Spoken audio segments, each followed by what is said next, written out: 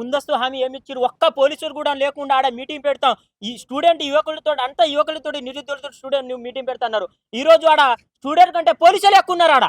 నీకు సిగ్గుందా అంటున్నా రేవంత్ రెడ్డి, నీకు సిగ్గుందా అంటున్నా. ఈరోజు నేను ఒక ఎంఏ స్టూడెంట్, నేను యూనివర్సిటీ స్టూడెంట్‌ని. ఇది నా స్కాలర్‌షిప్ స్టేటస్. ఒక్క రూపాయి కూడా రాలేదు నాకు 2 సంవత్సరాల నుంచి. ఒక్క రూపాయి కూడా స్టేటస్, నాకు స్కాలర్‌షిప్ స్టేటస్ ఒక్క రూపాయి కూడా ఇందులో రాలే. ఒక్క రూపాయి కూడా. నేను కాకతీయ యూనివర్సిటీ స్టూడెంట్. అంటే నువ్వు 1000 కోట్లు ఒక్క యూనివర్సిటీకే సరిపోతదా? ఇంకా 10 యూనివర్సిటీలు ఉన్నాయి. 10 యూనివర్సిటీలు ఒక్క రూపాయి కూడా ఇయ్యవా? అంటే ఇక్కడ ఉస్మానియా స్టూడెంట్ ఒక యూనివర్సిటీ, ఉస్మానియా యూనివర్సిటీ ఒకటి పెడితే అందులో 1000 కోట్లు రిలీజ్ చేస్తే 500 కోట్లు కాంట్రాక్ట్ వాళ్ళు కుంభక అవుతారు. మిగతా 10 యూనివర్సిటీల స్టూడెంట్ అని మూకపోయి ఉంటారు. నేను 30 లక్షలు నిరుద్యోగులు ఒకటే కోరుకుంటున్నా, మీరు ఇట్లే ఉంటే జాబ్ రాదు. ఈ రాజకీయ నాయకులు ఈ కుంభకై ఈ నిరుద్యోగులు మోసం చేస్తారు. నువ్వు మోసం మీద నువ్వు దొంగ హామీ ఇచ్చి, నువ్వు ఈ రోజు దొంగ హామీ ఇచ్చి నువ్వు కుంభకైనావు. 30 నిరుద్యోగులు ఏం చేస్తున్నారు? మీరు ఒక మాట మీద ఉండరు. యావత్ తెలంగాణ ఎవరప్ప సొమ్ము కాదు, ఇది ప్రజాధనం అందరికీ. నువ్వు ప్రజాధనం వృధా చేస్తున్నావు. గ్లోబల్ సమ్మిట్ కొని పెట్టుకున్నావు. గ్లోబల్ సమ్మిట్ పేరుతోటి 1000 కోట్ల నష్టాన్ని చెప్పిస్తున్నావు.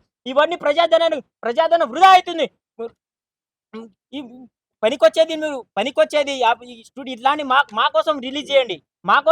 మా కోసం పెట్టండి పైసలు. పనికొచ్చేది పెట్టండి. కానీ నువ్వు పనికి రాకుండా ఏదేదో పెడుతున్నావు, ఏదేదో చేస్తున్నావు. నువ్వు రాసి పెట్టుకో. నువ్వు రానున్న 2 సంవత్సరాలు కానీ నువ్వు రావు. నువ్వు రాసి పెట్టుకో. నువ్వు చిత్తు నువ్వు ఓడగొట్టకపోతే నువ్వు రాసి పెట్టుకో. సీఎం రేవంత్ రెడ్డి గారు నిన్ను చిత్తు ఓడగొట్టకపోతే నీ 30 లక్షల మంది యావత్ ఒక్కొక్క గ్రామ పంచాయతీలో మేమే పోటీ చేస్తున్నాం. ఈ రోజు నువ్వు అంటున్నావు నిరుద్యోగులు ఎందుకండి? నిరుద్యోగులు రావద్దా?